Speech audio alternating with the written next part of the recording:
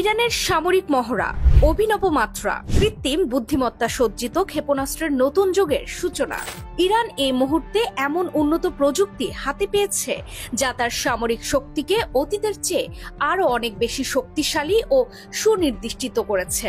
আধুনিক যুগে কৃত্রিম বুদ্ধিমত্তার শক্তি, এই স্লোগানটি কি একদিন পৃথিবী কাঁপিয়ে দেবে?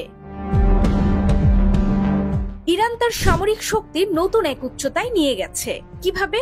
কৃত্রিম বুদ্ধিমত্তার মাধ্যমে তাদের ক্ষেপণাস্ত্র প্রযুক্তিকে আরও উন্নত করেছে। ইরানের বিপ্লবী গার্ড উপসাগরীয় অঞ্চলে কৃত্রিম বুদ্ধিমত্তা দিয়ে সজ্জিত ক্ষেপণাস্ত্র ব্যবহার করে এক বড় ধরনের সামরিক মহড়া চালিয়েছে।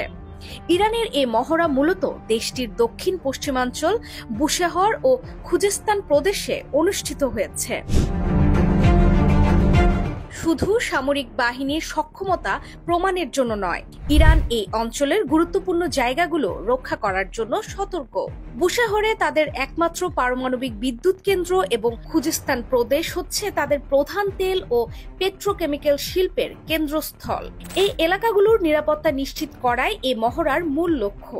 কিন্তু এখানে বড় একটি প্রশ্ন উঠে আসে, কেন তারা এত ব্যাপক আক্রমণাত্মক মহড়া করছে? ইরান দাবি করেছে তারা এখন এমন কিছু ক্ষেপণাস্ত্র তৈরি করেছে যা কৃত্রিম বুদ্ধিমত্তা দ্বারা পরিচালিত।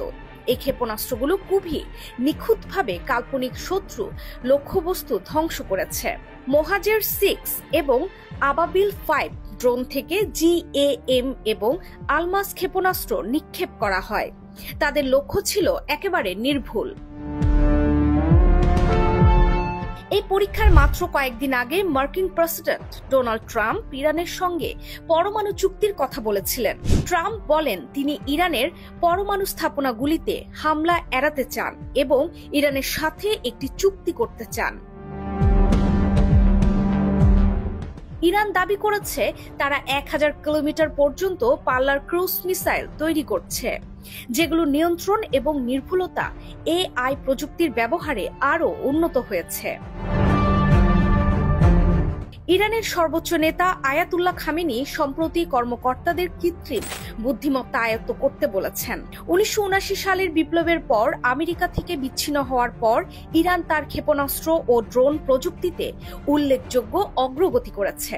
ইরানের সার্বভৌম সম্পদ তহবিল দেশের কৃত্রিম বুদ্ধিমত্তা প্রকল্পে কাজ করা বিশ্ববিদ্যালয় এবং গবেষণা কেন্দ্রগুলির জন্য $115 মিলিয়ন ঋণ এবং অনুদান বরাদ্দ দিয়েছে। গাজায় যুদ্ধবিরতি চললেও যে কোনো মুহূর্তে মুখোমুখি অবস্থানে চলে যেতে পারে ইরান ও ইসরায়েল, এমন শঙ্কা বিশেষজ্ঞদের।